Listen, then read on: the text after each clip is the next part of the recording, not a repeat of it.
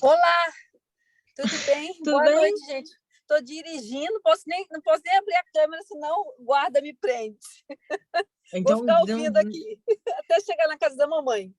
Em nada pé, de ser gente. presa. Então, gente, boa noite.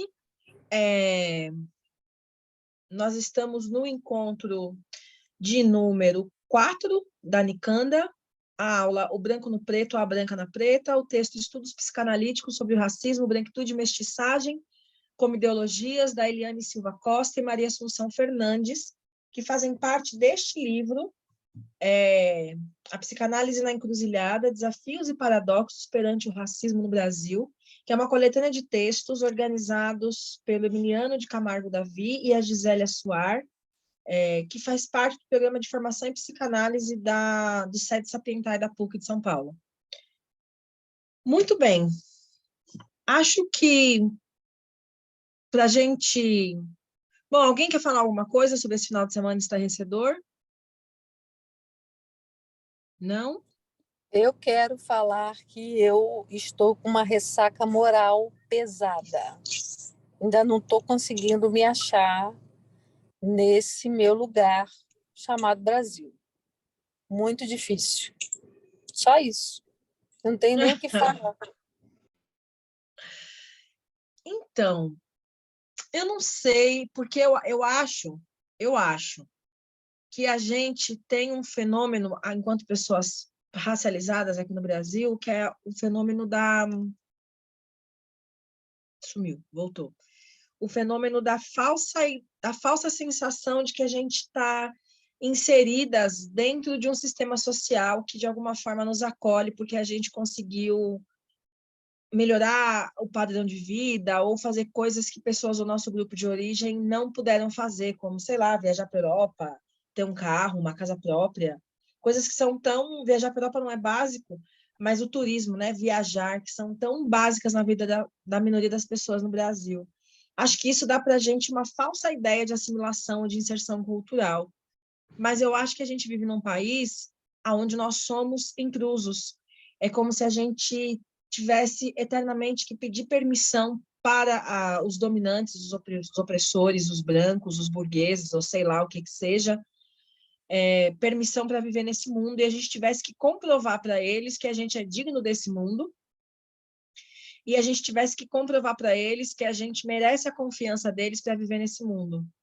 Então, a gente vai o tempo todo fazendo acordos e cedendo e conciliações para poder estar nesse mundo.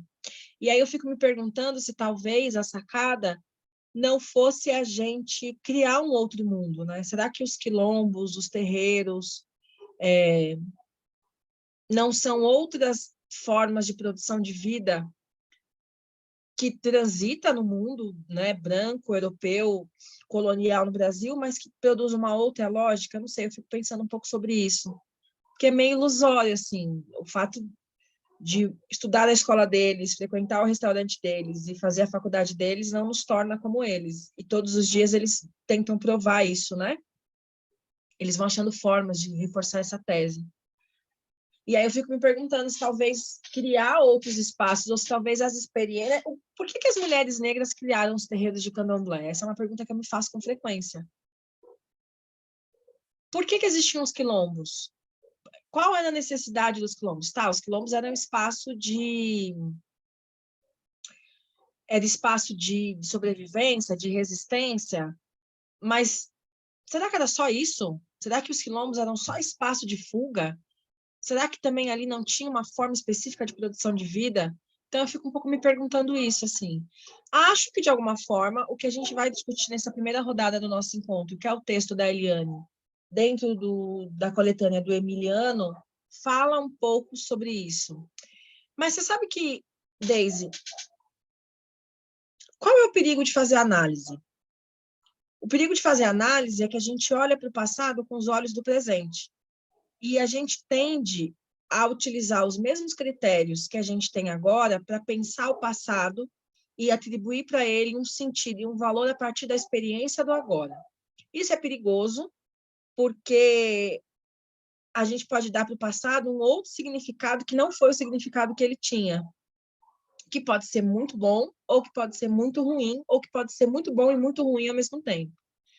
Será que quando a gente olha para os quilombos ou para os terreiros, a gente não está atribuindo um valor do agora para esse lugar do passado e dando para ele um sentido que, na verdade, não era o sentido que ele tinha?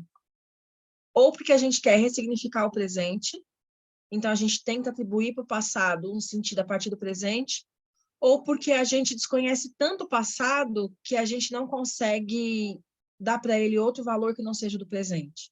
Acho que é um pouco esse movimento que a gente faz quando a gente fala, por exemplo, dos quilombos. Eu não sei se quilombo é lugar de acolhida. Também não sei se terreiro de candomblé é lugar de acolhida. Eu também não. Eu não consigo colocar essa questão do quilombo como lugar de acolhida. Mas eu gosto dessa sua ideia, a primeira, que você fala da gente criar outros lugares, outros modos da gente viver e conviver, né? Que eu acredito que eu esteja iniciando isso em outro espaço. E nesse final de semana, sobretudo na leitura do texto da Eliane e da Maria, alguma coisa, eu não sei, Assunção, né?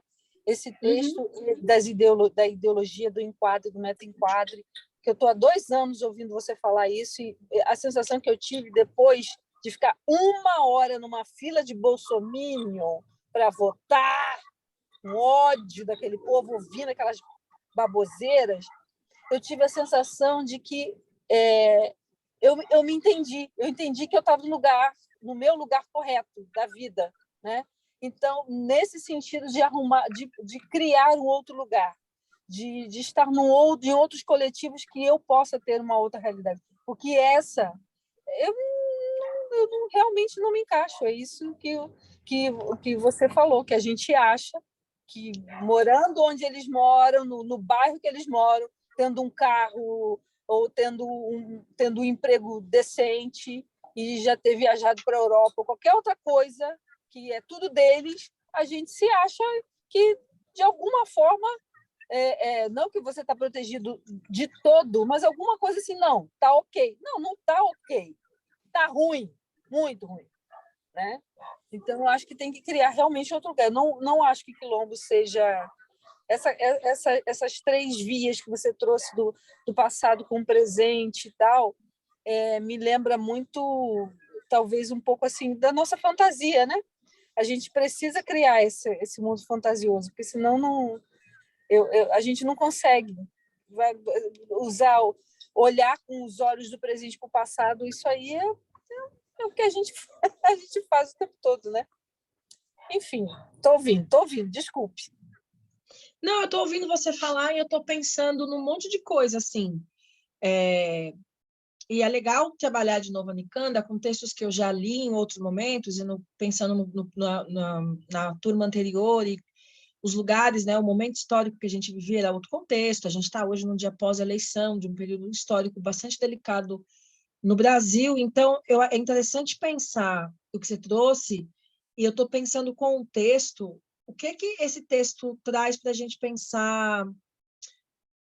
Por quê? Tem duas coisas, né? O passado, ele é um lugar importante, e é por isso que a psicanálise se volta para o passado, porque, ao contrário do que a gente pensa, as nossas experiências, do que a gente pensa de forma geral, né, coletiva, as nossas experiências, elas são fruto do passado. Então, o passado, ele não é um lugar distante para onde a gente se volta para buscar memórias. O passado é o que produz o presente. Sem o passado, seria impossível produzir o presente.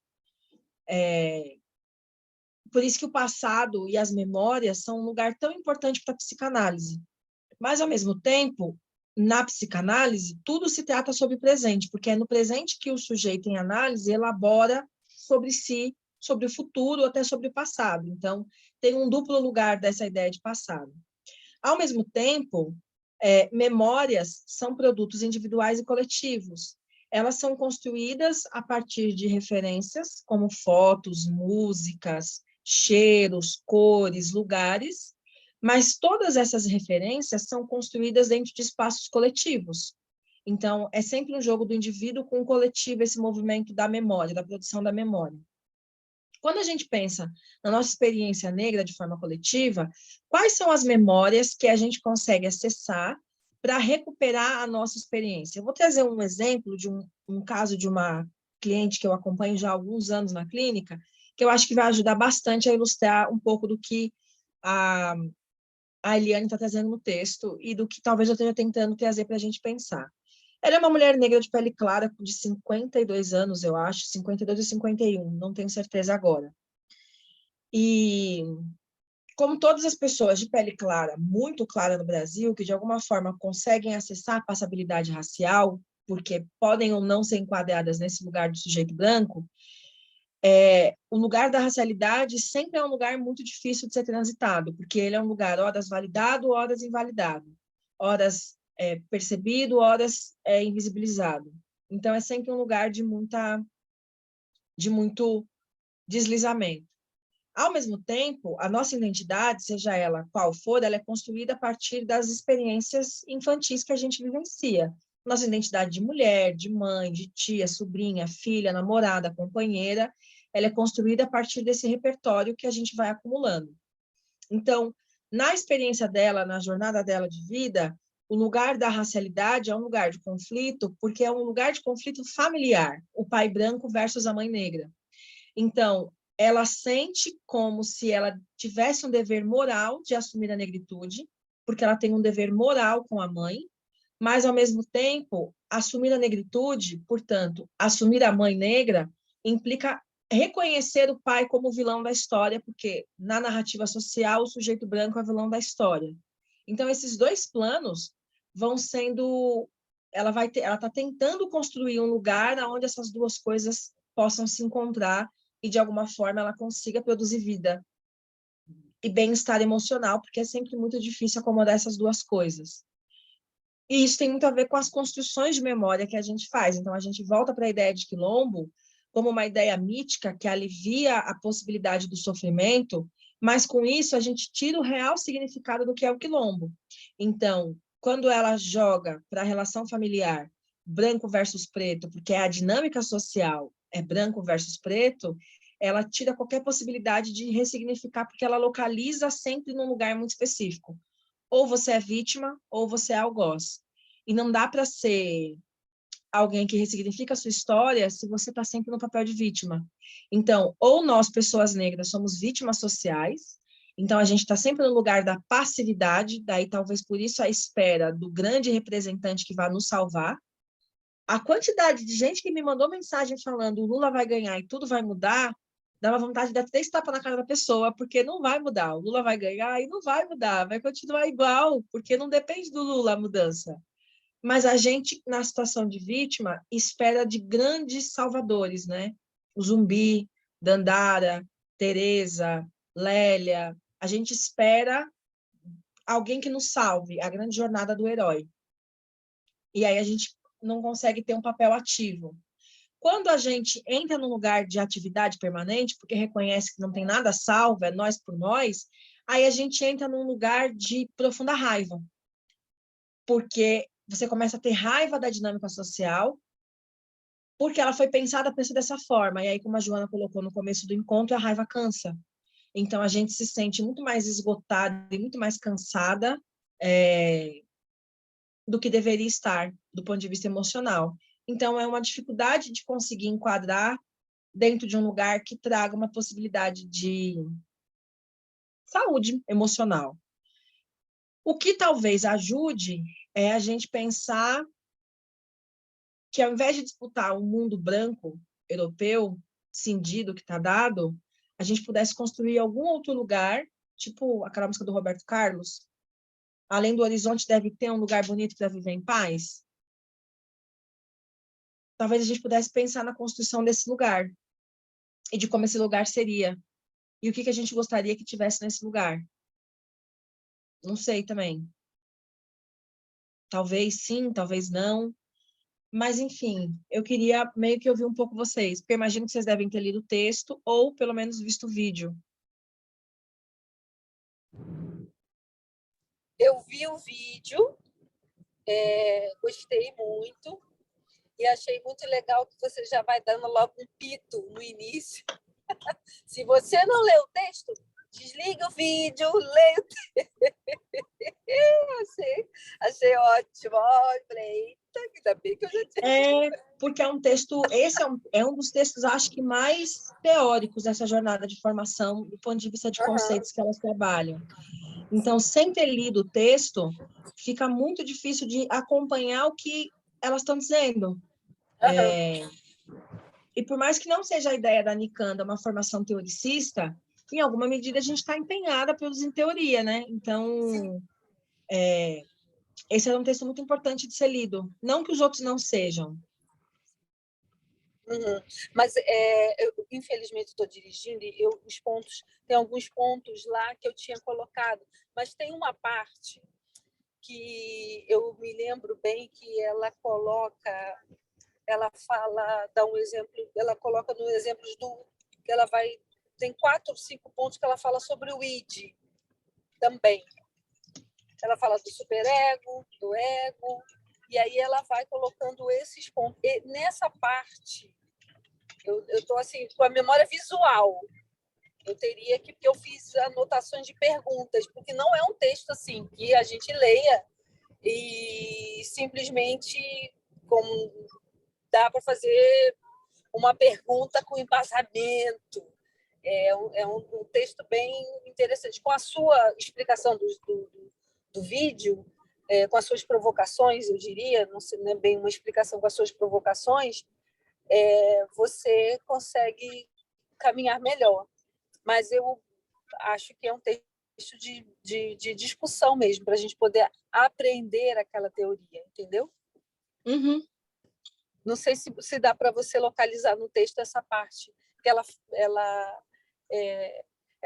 fala do enquadre, do meta-enquadre, ela fala dessa conexão que é a ideologia, o que conecta esses dois, né? Lá no rodapé ela fala o que é o meta-enquadre, eu não sei se o nome do autor é o Caes que fala, não sei se é Caes, enfim. E aí, um pouquinho lá na frente, no meio do texto, ela começa a falar do ego, do superego, como ego arcaico, né? Não é isso? E aí, depois ela veio dessa parte do id, eu fiquei um pouco confusa aí, né? Eu não consegui me encontrar. Certo. Alguém mais tem alguma dúvida nessa linha do que a Vivi colocou? Ou vocês não leram o texto? Não, Jaque, esse texto, ele também está lá no outro curso de racialidade e gênero, psicanálise, racialidade e gênero. E eu estou aqui procurando. Não, porque eu reconheci ele, e como tem um mês, ou talvez algumas semanas, entre eu ler esse texto e ler agora de novo, só que eu li agora sem fazer as anotações. Eu estou procurando as minhas anotações, porque esse texto foi o melhor texto, o mais completo, teoricamente, sobre justamente, né, os elementos da psicanálise, fazendo depara com a estrutura com a forma como o racismo se estrutura dentro da gente, né? Concordo plenamente. Então, vai falando aí que eu estou procurando aqui. Eu achei incrível esse texto. Eu também. Elogiar, Jaque. Amei. Essa coletânea do Emiliano, ela é muito legal, assim. Ela traz algumas reflexões sobre as possibilidades de pensar uma psicanálise racializada, que eu acho que, inclusive, é um desafio, porque a teoria psicanalítica clássica, ou a teoria psicanalítica, ou o pensamento psicanalítico, ele não foi pensado para olhar a questão das opressões estruturais, apenas para pensar o processo de adoecimento das mulheres, né? A psicanálise é uma área do conhecimento que tem por objetivo explicar por que as mulheres enlouquecem. De alguma forma, a psicanálise vai pensar o enlouquecimento de modo amplo, mas toda a teoria psicanalítica é para explicar por que as mulheres enlouquecem. Então, é muito curioso pensar. Primeiro que eu acho que tem uma ideia, bom, já que quando vocês estão aí procurando, e aí quem não lê o texto hoje vai ter um pouquinho de dificuldade, mas tudo bem. Eu acho que vale a pena voltar a umas casas e pensar uma ideia da filosofia, mais especificamente uma ideia que a Angela Davis trabalha, porque a Angela Davis, ela, na verdade, ela é filósofa, né? Não feminista negra, e tem uma diferença muito grande nesses dois lugares. Que é toda a base da opressão da sociedade ocidental, moderna, de base capitalista, industrial e urbana, no sentido desse contraponto com o campo, é baseado nos processos de identificação de quem é um indivíduo e quem não é um indivíduo. O indivíduo seria aquele corpo dotado de uma razão e que alcança essa razão a partir de um processo de deslocamento de si para o espaço coletivo, que é a ideia de meta-enquadro. Ou seja, existe uma ideia coletiva sobre algo e esse indivíduo, ao alcançar essa ideia, ao conseguir vivenciar essa ideia, ou ao conseguir projetar materialmente essa ideia, ele se desloca de si para esse lugar, portanto, ele alcança a liberdade como um processo psíquico, mental. Isso tem a ver com a ideia de razão, daquilo que a gente entende por pensamento, e, por consequência, quem são as pessoas que produzem ou não pensamento. Ou seja, nessa perspectiva, só pode gozar a ideia de individualidade aquele que é capaz de produzir, de alguma forma, pensamento que afeta a vida e que produz a vida. Ou seja, pensamento para o trabalho, seja o trabalho intelectual ou seja o trabalho material. O ponto é que o que elas estão tentando discutir no texto, que essa é um pouco da ideia que a Angela Davis vai trazer, quando ela vai falar sobre os sistemas de opressão de raça, por exemplo, e de classe, é que o próprio processo de construção da ideia de indivíduo na nossa sociedade dividiu a pessoa, o sujeito, no meio, entre o corpo que produz materialmente, a mão que pega o barro e faz o jarro, e o cérebro, a razão, que pensa isso de forma abstrata, como um lugar a ser alcançado. A razão não é algo produzido pelo corpo, mas algo que se alcança através do pensamento, criando, então, tipo, uma realidade paralela à realidade. Então, o sujeito que é pleno da sua individualidade, ele é o sujeito que acessa esse lugar, que é um lugar que é externo, e que ele só pode chegar através da razão. O que conecta essas duas coisas? Porque senão a gente enlouqueceria. Se corpo e razão não estivessem conectados dentro da mesma realidade, da realidade que nós vivemos, nós viveríamos... O que é loucura, né, para a psicanálise? A loucura para a psicanálise é me fugiu a palavra, mas é o descolamento dessas duas habilidades, da razão e do corpo. Quanto mais alienado do seu próprio corpo o sujeito vive, o corpo como um lugar material, onde se produz a materialidade, onde se produz as memórias, onde se produz as experiências, onde se produz o registro de produção de vida. Quanto mais descolado do seu corpo, mais alienado de si o sujeito vive, menos razão ele produz, e mais distante dessa ideia de individualidade, de razão, desse lugar que se alcança ele está. Ao mesmo tempo, quanto mais conectado ao seu corpo, menos razão abstrata, como lugar que se desloca, o sujeito está. Então, a loucura é quando se tem a prevalência de uma coisa ou de outra. Para a psicanálise, um sujeito funcional, um indivíduo que produz de forma efetiva, ele é conectado por esses dois aspectos através de ideias. O que são essas ideias? A ideologia. São as ideias produzidas, experimentadas pelo corpo, como um recheio que conecta, um conector entre essas duas possibilidades, que coloca o sujeito dentro de uma realidade, que pode ou não ser real. Embora a ideia de realidade tenha a ver com algo que é real. Mas pode ou não ser real, porque necessariamente a ideia que se produz não tem a ver com a noção que se tem do corpo, e o corpo não está conectado à ideia, embora o papel da ideia é conectado ao corpo e à ideia. No caso da ideologia, que seria esse movimento de deslocamento entre a ideia e o corpo. E aí, por que eu acho que isso... Por que eu propus esse texto nessa nossa jornada? Porque toda noção que a gente tem de racialidade é uma ideia conectora entre a forma como nós pensamos e a forma que o nosso corpo produz. Necessariamente, ela não é real, no sentido de que ela corresponde, de fato, àquilo que o nosso corpo é.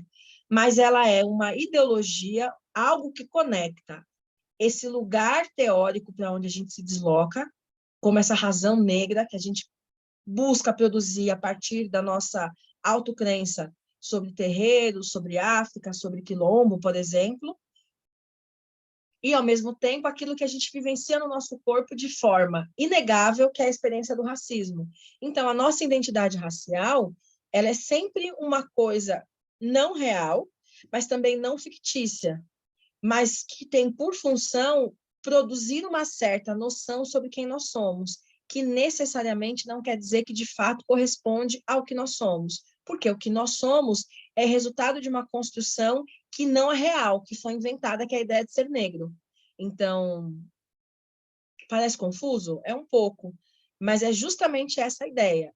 A ideia de devir negro do Fanon é uma ideia que não se materializa, e ela não se materializa por quê? Porque ela não foi feita para se materializar. Ela é sempre um lugar a ser buscado.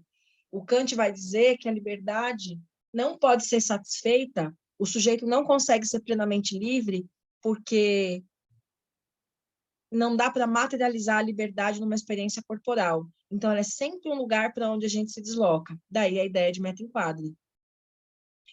Não sei se isso faz muito sentido, mas se a gente pensar no que a Lélia trouxe semana passada e no que o Clóvis, o Cornel West e o... Deu branco na professora. O Clóvis, o Cornel West, teve mais um cara Ney que a gente Lopes. leu. Ney O Ney Lopes. Lopes. Isso, Clóvis Ney Lopes Moura, né? trouxe. É uma ideia de produção de racialidade que está sempre em movimento e sempre sobreposta. Ela nunca é totalmente satisfeita. Ela sempre está colocada em comparação, em oposição a alguma coisa. Essa também é um pouco da ideia da angústia racial que nos move. É como se a gente não conseguisse ter um lugar de paz. Por que a gente não consegue ter um lugar de paz? Porque esse lugar não existe. Porque dentro da estrutura social no qual nós vivemos, a coisa foi feita para ser exatamente desse jeito. É sempre um lugar para onde a gente se desloca. Talvez uma das possibilidades de efetivação de uma ideia racial era a gente produzir uma noção de racialidade não a partir desse lugar de oposição que está no jogo das relações raciais, mas a partir da nossa própria experiência. Um exemplo, para a gente pensar essa ideia. Eu estava lendo sobre o jazz, o blues nos Estados Unidos, e todo o processo de construção da experiência racial norte-americana, ela não é igual à brasileira, porque quando a gente pensa antropologicamente, tem dois pilares que constituem o processo de produção cultural de uma sociedade. Um é a organização de Estado, a outra é a produção da religião. Isso porque o Estado, a organização de Estado, ou organização comunitária, a estrutura dessa forma, da forma de organização de vida, fala muito da estrutura da língua e de como os sujeitos produzem uma ideia de corpo. Essa ideia de corpo é mantida e inventada pela experiência religiosa. A religião também produz a língua. Então, quando a gente olha para uma sociedade, se a gente entender o processo de organização dela, a gente tem que pensar dois pilares, Estado e religião. Para a antropologia clássica, todas as outras derivações da vida social vão vir desses dois lugares. Como o poder é organizado e a estrutura social funciona a partir da ideia de Estado, e como os processos, os rituais e os espaços coletivos e a própria língua pensada a partir da religião. Dança, teatro, sexualidade, tudo deriva da religião. E toda a forma de organização da vida deriva dessa ideia de Estado que está conectada com a ideia de religião. A ausência de religiosidade dentro de um Estado não quer dizer não religião, só quer dizer a ausência da religião. Mas o princípio da coisa está imantado ali naquela experiência. E aí eu estava lendo sobre o blues, e o blues ele é uma experiência cultural do sul dos Estados Unidos, aí tem tudo a ver com os negros específicos, os africanos que foram para o sul dos Estados Unidos, e eu estava tentando entender se os negros chegaram do norte e migraram para o sul, ou se eles chegaram no sul e migraram para o norte, ou se eles chegaram ao mesmo tempo no sul e no norte, e de que lugar da África esses negros vieram, para tentar entender o rastro cultural do que foi produzido como cultura negra norte-americana. E aí eu fui tentar pensar algumas coisas sobre o blues, porque ele tem uma proximidade muito grande com o samba. A estrutura de composição do blues é igual ao do Partido Alto, principalmente o Partido Alto do Recôncavo Baiano, e aí eu fiquei tentando achar se tinha rastro cultural entre esses dois lugares, e a forma também de execução do blues, ele é bem parecido com a estrutura do Partido Alto, como a gente conhece aqui no Brasil. E aí, por que eu estou falando isso mesmo? Ah, sim, lembrei. Esses dois lugares, né, o blues também é uma experiência religiosa, como é o samba. O samba ele é uma experiência religiosa no sentido de que a estrutura da forma como o samba é cantado é igual à estrutura de como as rezas bantu são feitas. E a estrutura da música do blues é igual às ladainhas pentecostais norte-americanas. Então, tem um paralelo entre essas duas coisas. Se a gente olha para a nossa própria experiência, pensando ela por ela mesma, a gente consegue pensar outros desdobramentos e outras possibilidades de produção de vida. Quando a gente pega o samba e coloca ele em paralelo com a bossa nova, que também é preta, mas que foi consagrada como uma música branca carioca de classe média, ou quando a gente olha o samba e coloca ele em paralelo com outras manifestações europeias, a gente perde alguns elementos porque a gente não tem parâmetro cultural para fazer essa comparação. E como a gente não tem parâmetro cultural para fazer essa comparação, é tipo comparar um melão com uma banana. Né? Qual o único parâmetro que a gente tem? Que as duas são frutas. E, possivelmente, as duas são amarelas. Mas são frutas de lugares diferentes, com manejo de produção diferente, com estrutura física diferente, e que a gente não pode comparar as duas para tentar entender qual é o valor que uma tem em comparação com a outra, porque elas são de naturezas distintas, embora tenham elementos comuns. É a mesma coisa quando a gente pensa em experiência preta. Sempre que a gente pegar a nossa experiência e olhar para a experiência branca como modelo para poder dizer se essa experiência é válida ou não, a gente sempre vai ter um processo de desajuste. Isso acontece também na psicanálise. Por que uma psicanálise racializada? Porque se eu for olhar para a experiência branca como único critério de produção de enquadre e meta-enquadre, ou seja, eu e o mundo, sempre vai haver uma defasagem entre a relação eu, sujeito negro, e o mundo pensado para os brancos. Isso porque o mundo foi pensado para pessoas brancas, não para pessoas negras. Mas quando eu olho para a experiência negra e a partir dela eu vou pensando possibilidades de enquadre e meta-enquadre do sujeito, eu inverto a rotação e consigo elaborar e dar mais sentido para aquilo, para aquela ideia. Digamos que se a gente pegar uma pessoa branca e testar nela habilidades que pessoas negras desenvolveram ao longo da vida, ela vai estar num lugar de defasagem, e vice-versa. O ponto é que o lugar para onde a gente se desloca, como o nosso lugar de meta-enquadre, é sempre o lugar branco e masculino. Por isso, uma sensação permanente de que a gente não é capaz, de que a gente não consegue, porque é uma referência que ela não é válida, porque ela não foi pensada para nós. Porque a nossa forma de produção de experiência, ela é diferente da forma de produção de experiência do mundo branco. Não sei se isso fica confuso.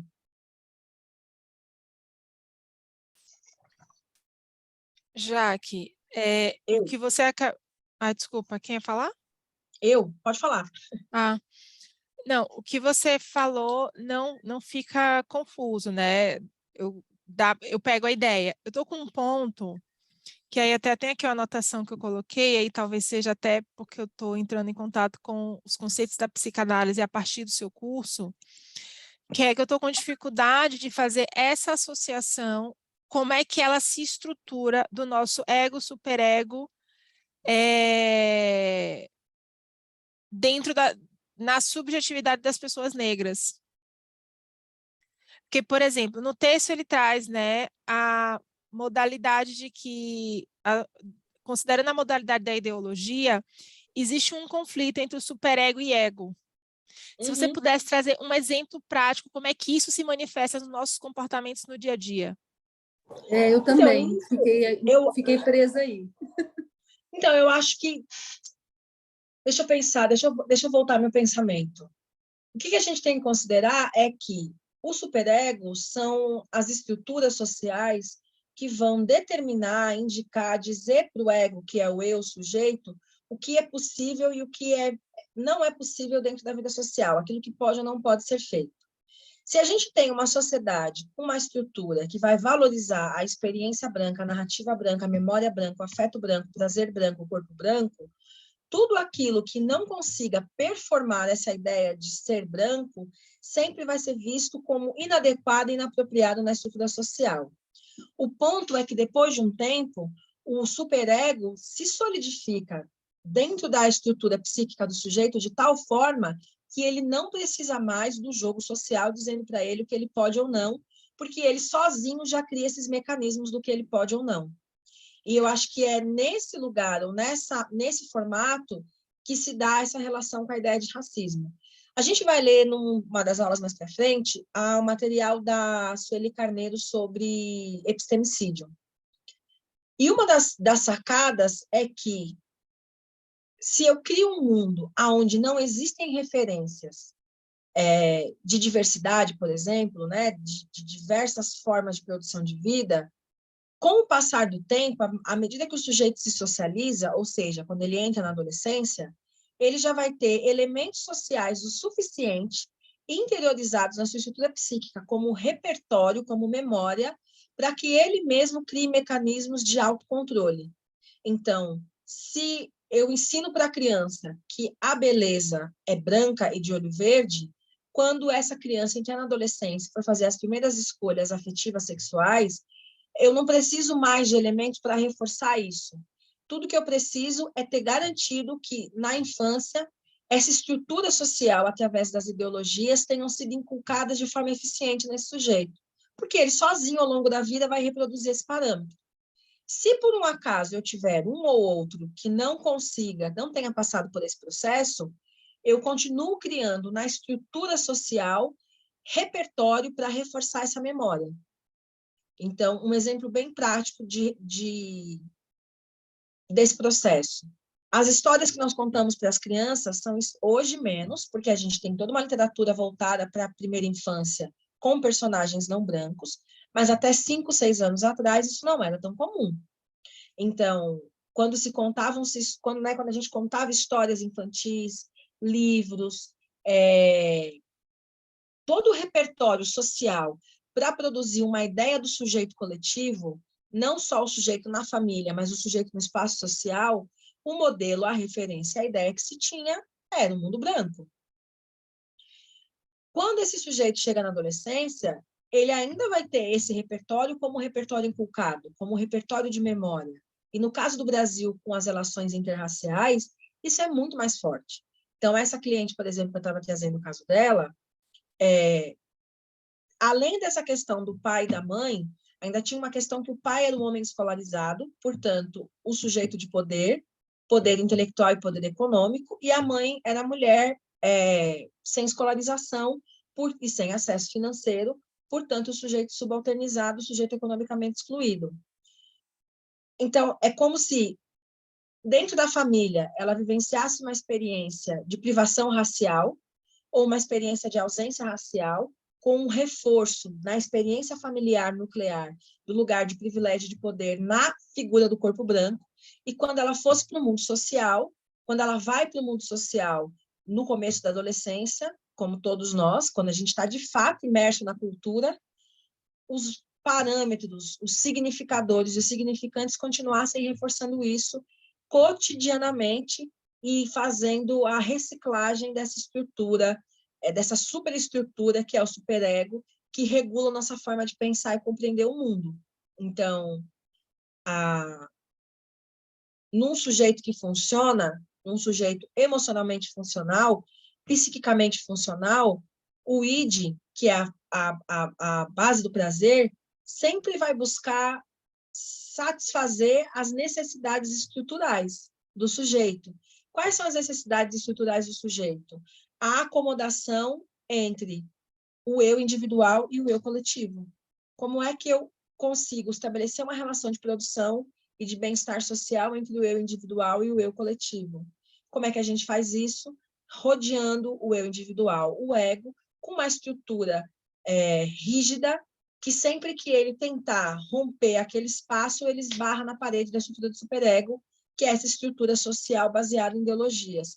E isso, de tempo em tempo, é realimentado, reforçado e reformado com novelas, filmes, músicas, relacionamentos, séries, livros, revistas, entrevistas, mídia, publicidade, religião, instituições como escola, presídio, hospício, fábrica, local de trabalho. O sujeito está o tempo todo imerso dentro de uma estrutura que reforça para ele qual é o lugar limite para onde ele vai. É assim que funciona.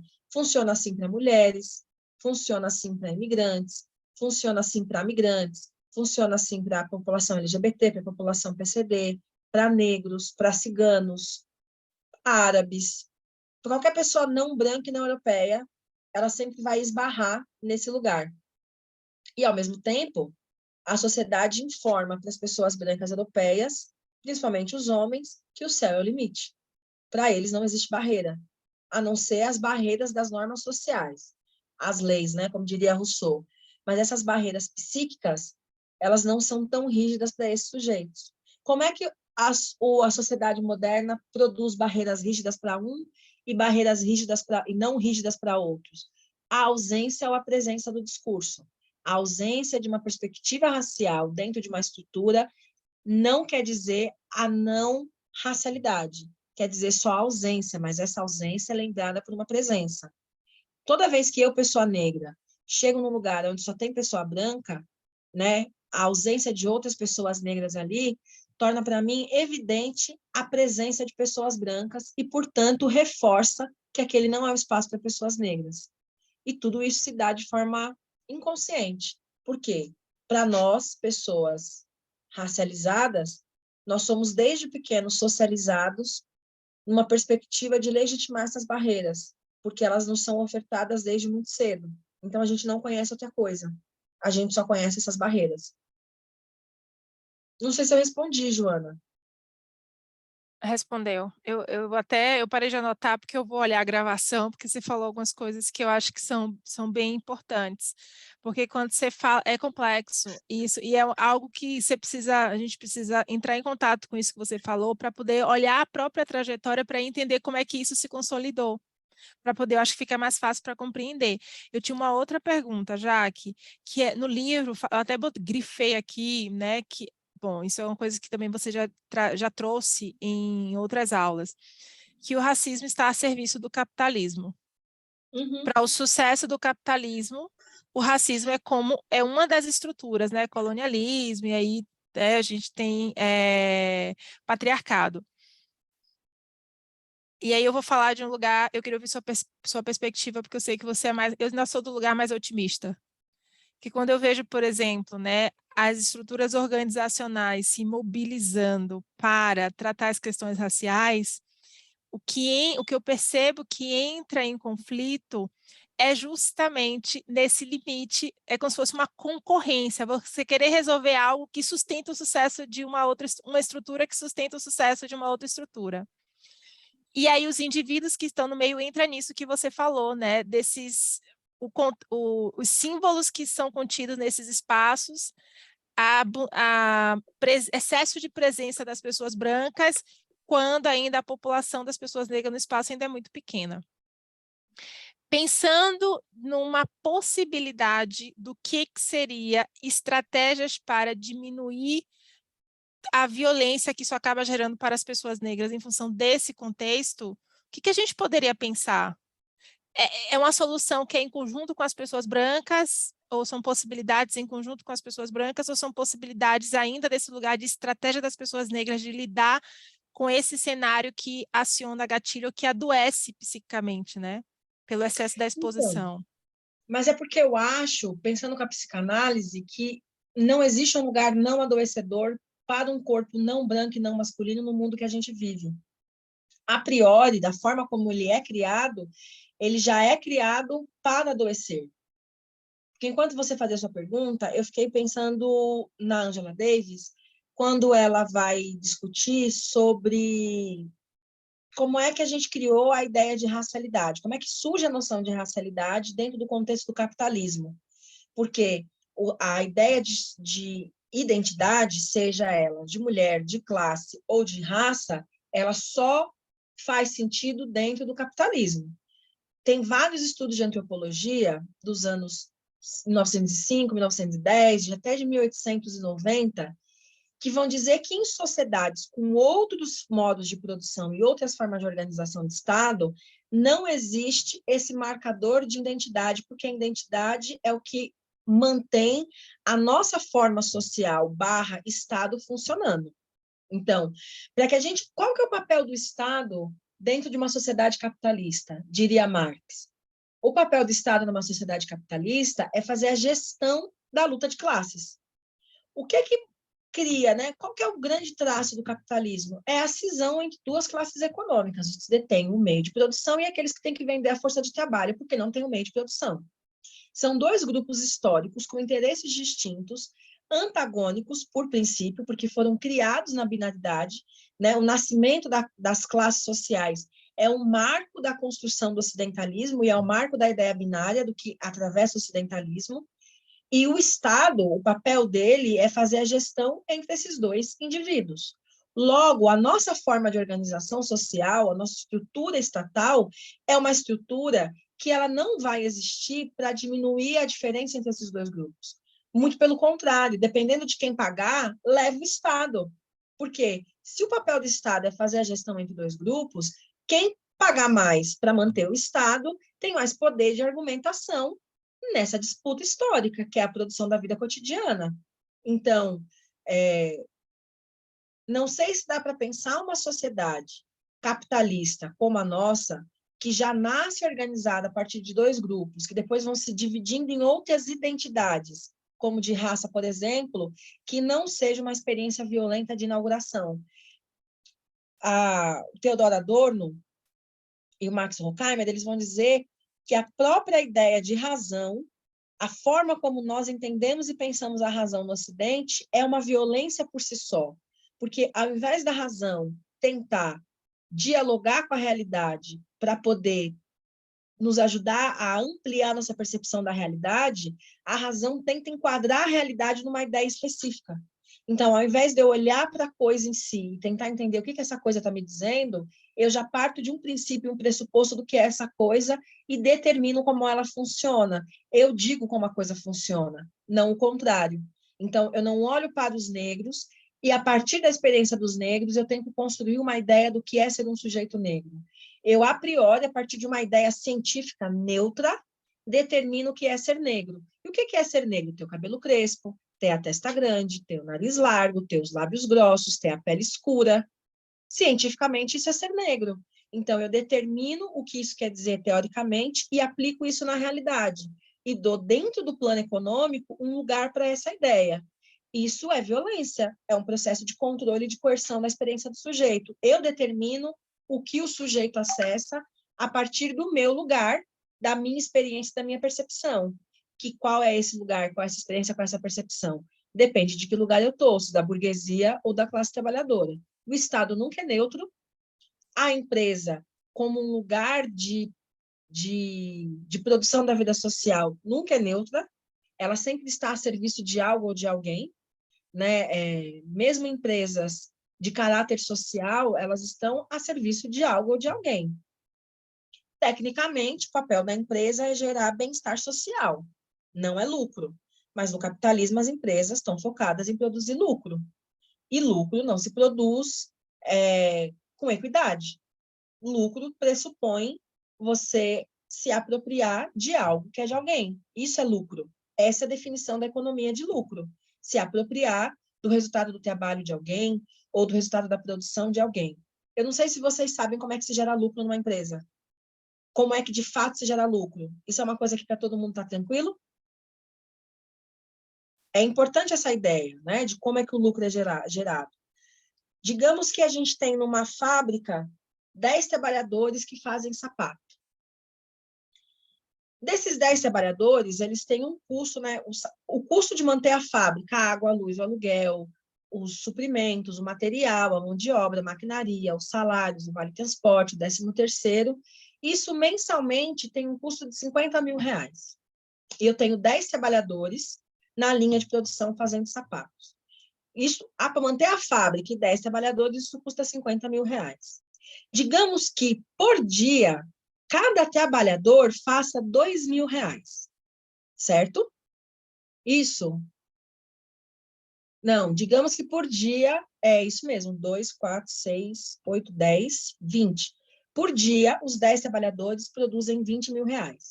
Isso quer dizer que no mês de 30 dias, esses 10 trabalhadores vão trabalhar 3 ou 4 dias para pagar o salário deles e todo o custo de manter a fábrica. Os outros 26 dias, tudo que é gerado é lucro. E esse é o cálculo que os economistas fazem, por exemplo, quando eles vão estipular o custo de produção de um produto. Esse é o cálculo que o investidor faz quando ele quer saber se ele investe ou não naquele produto. Esse é o cálculo que o Estado faz quando o Estado quer ou não saber se ele investe naquela política social ou não. O quanto aquilo paga e o quanto aquilo gera de lucro. Esses 26 dias que geram de lucro vão para o bolso da burguesia, da patronal, e com esse dinheiro ela mantém o Estado, ela paga o Estado. Ao longo do desenvolvimento do capitalismo, o foco sempre tem sido o lucro. Então, hoje as empresas contratam pessoas negras porque elas pagam menos, por conta do racismo estrutural, contratam mulheres porque elas pagam menos e porque elas ganham um lucro a longo prazo. Então, pode ser que o ciclo de adaptação de um funcionário preto dentro de uma empresa seja maior do que o ciclo de adaptação de um funcionário branco, porque a estrutura da empresa foi pensada para pessoas brancas, não para pessoas negras. Então, você tem que pegar aquele sujeito e ambientar ele dentro de um espaço. Você tem que pegar aquele sujeito e tornar ele sociável, né, que ele possa transitar com as normas e a cultura daquele espaço. Mas, a longo prazo, a empresa ganha, porque pessoas negras produzem 2 vezes mais do que pessoas brancas nos seus locais de trabalho, por conta da dinâmica do racismo, que é aquela ideia de que você tem que provar que você é 2 vezes melhor. Então, as pessoas negras são socialmente estimuladas a terem desempenhos profissionais, acadêmicos, sociais, sexuais e afetivos muito superiores a pessoas brancas. Vou trazer mais um exemplo dessa ideia, de uma experiência que eu vivi que eu fiquei muito chocada. Em 2019, eu fui para Paris fazer uma formação pelo DGEG, e parte da agenda das atividades era uma roda de conversa com um coletivo de feministas brasileiras que viviam lá.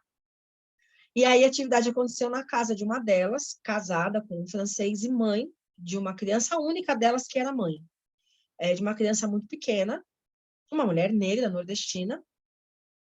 Mas eu fiquei chocada como ela, o que eu denominei na época de histeria, como ela era histérica. A mulher não conseguia fazer nada com a criança. E eu nunca tinha visto aquilo na minha vida. Ela não conseguia fazer nada, nada. O marido tinha que estar com ela o tempo inteiro, ou no caso a babá, quando ele tinha que estar trabalhando. Então, se ela precisasse escrever um bilhete e a criança estivesse do lado, ela simplesmente não conseguia. E eu olhava para aquilo e eu não conseguia entender qual era a lógica daquilo, porque a minha mãe me criou trabalhando a vida inteira. Minha mãe criou 2 trabalhando a vida inteira. Eu criei meus filhos trabalhando a vida inteira, trabalhando e estudando. Meu filho hoje mais velho está com 16 anos, mas eu fiz faculdade, mestrado, doutorado com meu filho. Militei, fui ativista, construí o DGEG com meus filhos pequenos. E aí, qual que é a questão disso? Na experiência francesa, as mulheres não precisam da maternidade para provar a feminilidade delas. Então, elas não precisam usar a maternidade para provar que elas são excelentes mulheres. Elas não precisam ser profissionais, mães e amantes fenomenais, incríveis, porque a feminilidade da mulher francesa não está atrelada à maternidade. Na nossa experiência no Brasil, a nossa incompetência está atrelada à nossa negritude. Socialmente, pessoas negras são vistas como incompetentes. Então, nós precisamos provar que nós temos competência. E isso exige muito mais disponibilidade e empenho do que uma pessoa branca na mesma função. É o que a Joana trouxe na última aula, que as pessoas com quem ela tem trabalhado reivindicaram o direito à mediocridade. Então, para desempenhar a mesma função, eles precisam fazer mais para ter um trabalho reconhecido, mas eles percebem que os colegas não fazem isso, então dá uma sensação de injustiça, de cobrança excessiva, e aí eu quero o direito de poder fazer como o branco faz, que é o mínimo possível daquilo que é feito. De novo, né, quando a gente olha o branco como critério de comparação, é sempre desonesto, desigual, porque é outra régua, é outra medida, né? É outra forma de funcionamento, de percepção da coisa em si, do mundo, que não condiz muito com a nossa experiência. E, muito provavelmente, essas pessoas devem sofrer com a ideia de querer ser medíocre, porque nós estamos tão habituados à excelência que é difícil ser medíocre, né? Dá uma sensação de traição, como se eu estivesse traindo a minha própria capacidade, porque você sabe... E aí eu não acho que o branco é medíocre. Eu acho que ele realmente não sabe mesmo fazer. Acho que é aquilo, ele não tem aquela habilidade de fazer aquilo. Nós somos, de fato, excelentes. E essa excelência é resultado de uma jornada racial que nos colocou à margem do processo produtivo. Então, a gente precisava comprovar, lembra que eu comecei a aula falando? A gente tem que comprovar para os brancos que a gente merece viver no mundo deles, que a gente tem todas as condições para viver no mundo deles. É exatamente essa experiência. E ela está no jogo do superego. Um exemplo disso, para a gente encerrar esse encontro e ir para o próximo. Diana, da Princesa e o Sapo.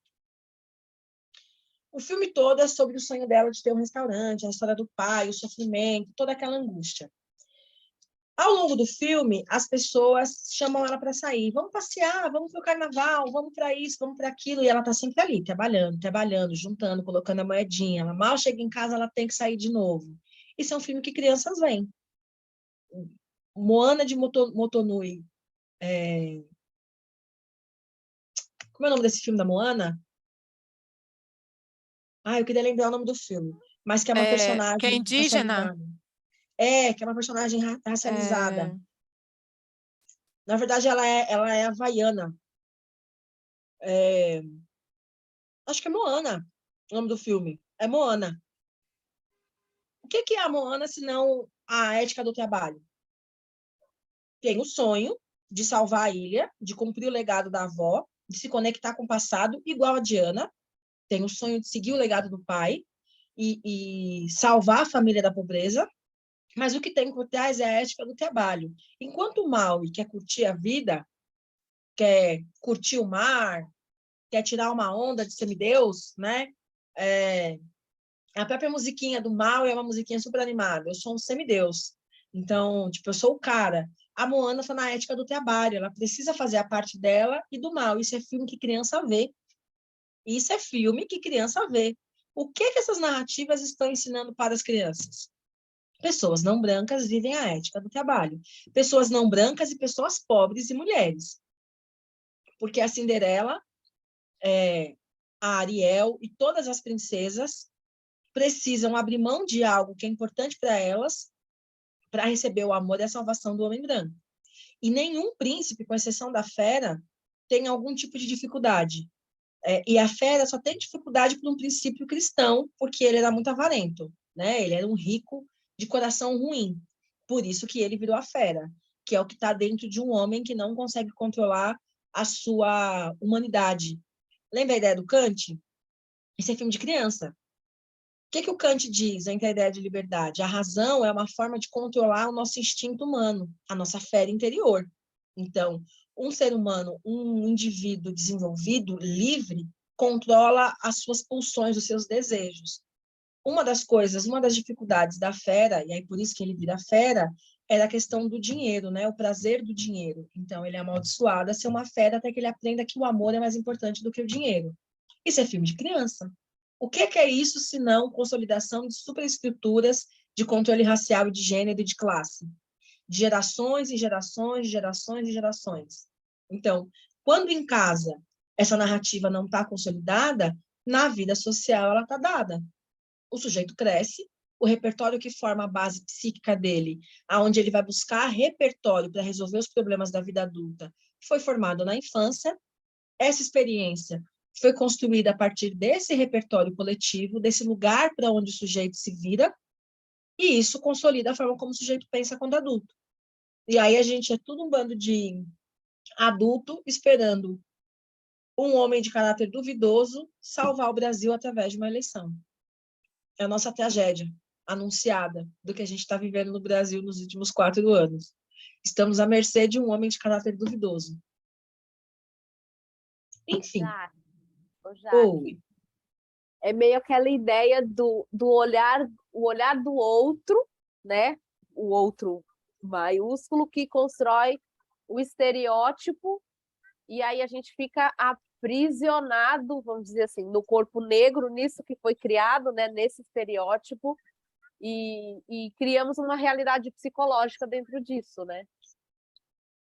sim, mas eu acho que a gente tem que só inverter um pouquinho o ângulo que a gente está olhando, porque talvez a sacada, o pulo do gato, eu gosto da expressão pulo do saci, seja exatamente o fato de que isso não é a posteriori, isso é inaugural.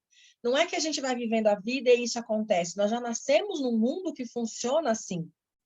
E nós reproduzimos esse mundo porque ele é a referência que nós temos. Quando é que isso choca? Quando a gente acessa outras possibilidades, que a gente começa a falar, ok, eu acho que não era exatamente isso que eu achei que era.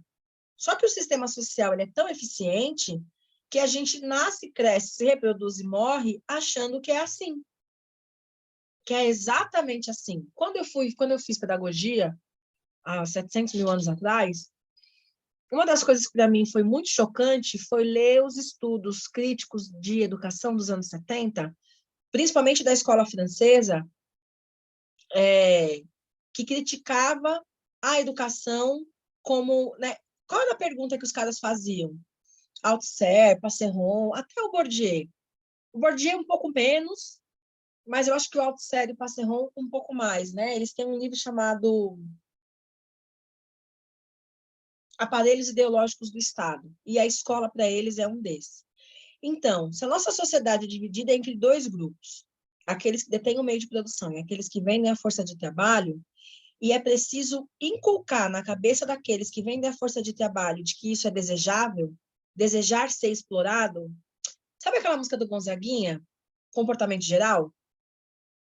Que ele fala isso, você tem que desejar, como que é? Você tem que saber que não tem mais tutu e dizer sempre muito obrigado. Você tem que comer a xepa da feira e se sentir recompensado, né? Você merece, você deve, tudo vai bem, tudo legal. É essa a ideia que eles estão discutindo ali. Como é que isso é ensinado para as crianças? Através da religião, mas ok, o Estado é laico, as pessoas não vão mais para a igreja de forma obrigatória, como elas iam há 50, 60 anos atrás. Qual é o próximo recurso? A escola e as empresas. Só que a escola é uma educação para o trabalho. Então, o trabalhador ele é ensinado para o trabalho. E uma sacada dos caras não é o trabalho, não é a formação técnica, é a formação psíquica. Então, ensinar uma criança de 6 anos a controlar o xixi, só poder ir no banheiro uma vez pela manhã, é uma forma de domesticação do corpo, de você determinar como esse corpo funciona.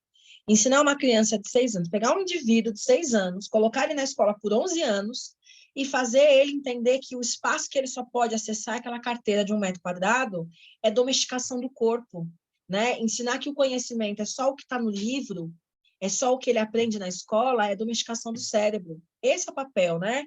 Do processo das instituições socializadoras, dentre elas a escola, mas a fábrica, o partido político, o movimento social, os espaços comunitários, são espaços de socialização. A família, são espaços de inculcação de uma ideia. Então, acho que talvez é só um pouco virar o foco. Não é que o sujeito é feito para um mundo que vai controlar ele psiquicamente, é que o mundo já foi pensado dentro desse sistema, porque a nossa sociedade é uma invenção. Então, quando eles inventaram a sociedade ocidental, ela já nasceu dividida por classe, por raça e por gênero. E nós já fomos socializados dentro dessa ideia, né? E esses são modelos que a gente precisa seguir, são standards, são metas que a gente tem que alcançar. Uma das clientes que eu atendo na clínica é uma mulher negra e ela tem um cargo alto numa empresa tal, e é muito engraçado como ela vai construindo essas ideias ao longo da jornada dela na clínica. Uma das coisas que ela sempre diz, na última sessão nós ficamos um tempão discutindo uma ideia que ela trouxe, que foi: para ter o meu trabalho, eu preciso trabalhar em outras coisas que me ajudem a desempenhar melhor o meu trabalho. Porque fazer curso para mim é trabalho, porque se vai reverberar no meu trabalho, é trabalho. Ótimo. E aí eu perguntei para ela, Você ouviu a vida inteira que você tinha que ser uma mulher bem-sucedida, certo? Certo. Então, ter um cargo de chefia numa grande empresa é ser uma mulher bem-sucedida, certo? Certo. Então, a gente pode entender que você alcançou a meta, certo? Certo. Então, por que você tem que ter mais trabalho para ter o trabalho? O trabalho não tinha que ser o trabalho? Ué, se você chegou no trabalho, você é chefe de uma equipe enorme. Não era esse a meta do trabalho? Não, mas é que para poder ter meu trabalho, eu tenho que ser uma pessoa que tenho que ter uma formação ampla. Então, o meu trabalho exige mais. Ué, mas tem alguma coisa errada, porque a meta não era você ser uma mulher que tivesse um cargo e ela não conseguia elaborar, porque no fim é isso. A meta é a gente ser mulheres negras bem-sucedidas e para isso a gente tem que ter um salário X ou Y, uma casa X ou Y, um carro X ou Y. Só que essa não é a meta, porque essa meta não nos contempla. Por que ela não nos contempla? Porque não é essa a nossa experiência. A nossa experiência é comunitária, é conectiva, é articulada dentro de espaços coletivos. Não é sobre o lugar que a gente chega. Nós somos de uma origem cultural de trânsito, de movimento, mas é sobre o que a gente consegue produzir nessa jornada. Só que é sempre esse desarranjo, né? O nosso repertório coletivo e o lugar para onde a gente tem que ir, parece que as coisas nunca se conectam. E a gente fica sempre numa sensação de angústia, porque parece que nunca tem essa... Não tem, né? Não tem uma ideologia que faça esse recheio. É sempre uma violência permanente. Por isso que eu disse para a Joana que eu acho que não é sobre...